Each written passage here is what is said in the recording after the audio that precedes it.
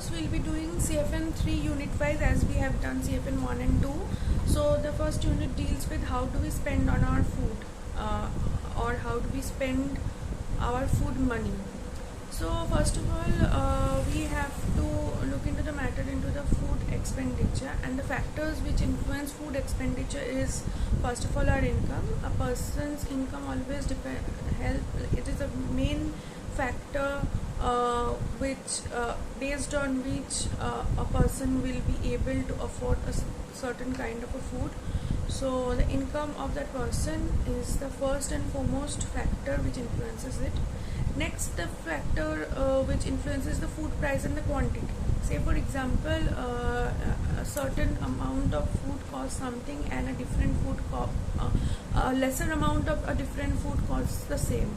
So people will tend to buy the one which is which that person will be getting in a lower cost, or maybe more amount of food can be purchased at a lower price, so that more and more days can be like the expenditure of food item can be reduced and it can be used for more and more days. So based on that, there is an activity pro forma given, so you can just practice over here how to classify food price and quantity and the amount that should be needed for a month or a stipulated period of time with a stipulated income. So that way you can distinguish between the amount and the price and correlate it with the amount of food that can be bought in that particular frame of time. Now coming to food budgeting. Now what is budgeting? Budget is simply a statement of income and expenditure. Your earnings may come from different sources, and you should be knowing how to use that money which you are earning on food, and how much to use and how much to save from it, and for that a budgeting is required. Of course the actual expenditure differs from the budget a bit, but try to it is always tried that it comes as far as near to the budget, the expenditure comes nearer to the budget, so that the savings can be nearer to what we have planned. So in case of food also, based on the seasonal foods and all types of things which are available in each quarter of the year, the food budgeting should be done with the prices of last year, or maybe sometimes assuming the increase in price range based on the market nowadays, and that way you can fix a budget. And moreover, food budgeting is done mainly during occasions. Say for example, if there is a occasion and a certain amount of people will be fed from a certain for a certain event or something, so in that case food budgeting needs to be done to indent the amount of the food required and how much money can be used to how much money that can be used to feed that particular number of people. So how to prepare a food budget? First of all, for the first step is we need to understand how many people needs to be fed with that particular food. Second is the menu planning. The menu planning needs to be done so that the raw ingredients can be calculated. Now we have to fix a serving size, and based on which we can determine that each person is the amount of food which is required for each person is so and so, and in case of raw ingredients and also in case of spices and condiments and everything. Based on the market survey of different places, we should be fixing the prices that this much of amount is required, or this much of money is required to buy this much of amount of certain kind of a food. Then after that you have to, and this market survey needs to be done of different types of market, so that we can correlate and compare between the lower price with a better quality product. So that way the budget should be fixed. And And one more thing that is very important during budgeting, we should also keep something as surplus, so that if in case excess is required, there is no shortage of food. So in that case, that surplus amount should be added along with the actual requirement, which is calculated. It is in your chapter number, unit number 1, page number 11, a example calculation is given of food indexing. So you can just go through it. Next so this is all about unit number 1. Now coming to unit number 2.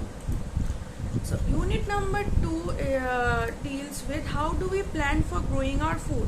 Say for example, if you have a place, or if you have some animals, or if you have certain things which is a very good environment or a habitat for growing certain kinds of food. In that case, it is feasible for you to grow that food, or to it is feasible for you to grow that food, so that people like you can save your money from buying it, because if you buy something from outside, that is always costlier than if you grow it in your own. So if you have land, you can grow crops. If you have livestock, then you can set a farm where you can basically meat, fish, chicken, egg, these type of things can be done if you have animal. What sort of animal also depends on that.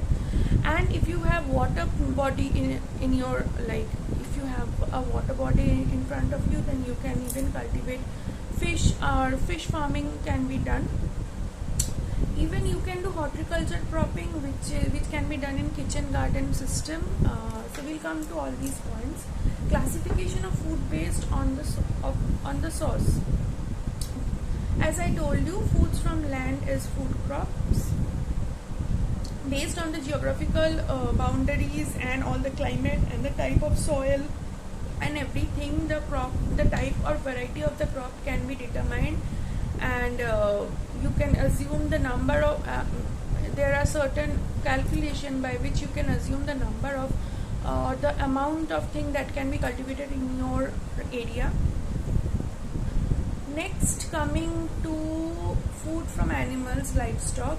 So from here you can get chicken, you can get mutton, you can, or any other kind of meat. It can be a poultry farm where you can even get eggs, and if it is a dairy farm, you can get milk products. So that way, based on what kind of animal you have, what kind of cattle you have, you can grow your livestock farming. Now coming to a water body, if you have a water body and based on the type of water, you can start pisciculture over there, that is farming of fish, harvesting fish. All types of fishes have a different type of habitat. The type of water and the type of soil is very much important to determine what kind of fish can grow over there. So this needs to be known to start a pisciculture. Now coming to kitchen gardening. Now, what is the use of a kitchen garden? Kitchen gardening provides aesthetic pleasure for the family. It is a good way of spending free time. First of all, if it is your hobby to grow crops, then that is a very good idea to have a kitchen gardening. It provides clean atmosphere around the house, of course. Greenery always provides a clean atmosphere. It helps the family to save money on some items of the expenditure like vegetables, fruits and flowers.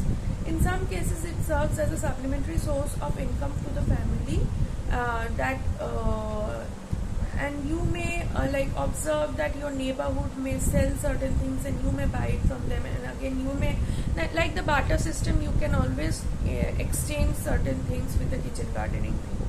So that way kitchen gardening is very much helpful in many cases.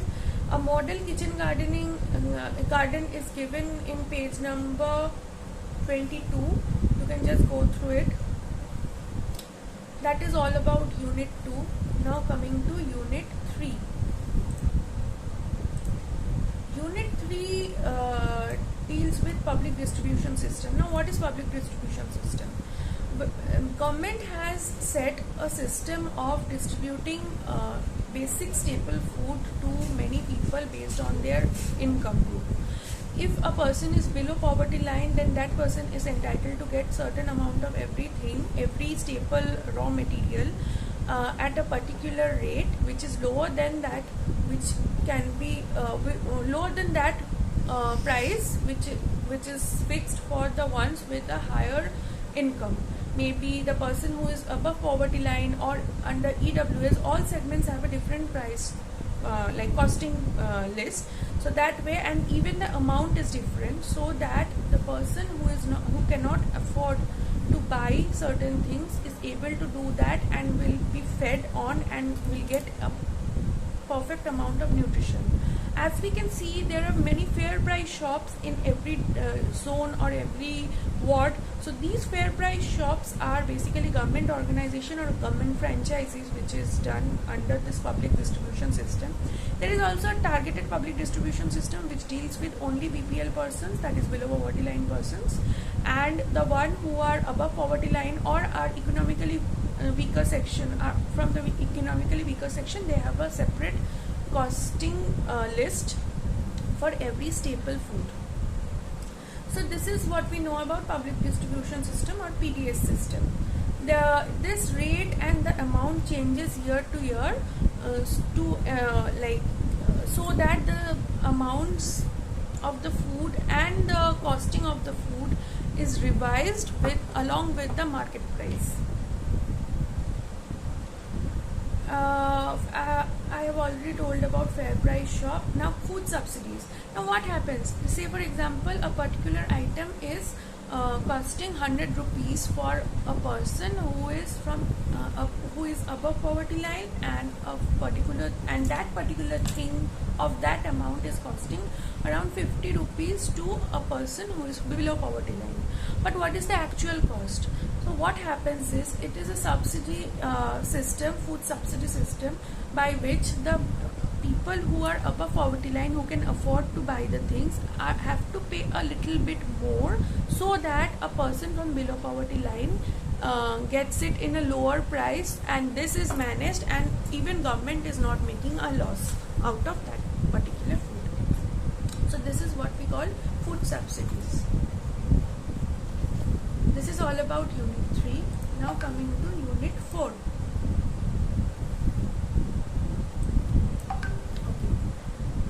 Now Unit 4 deals with government's agricultural policies.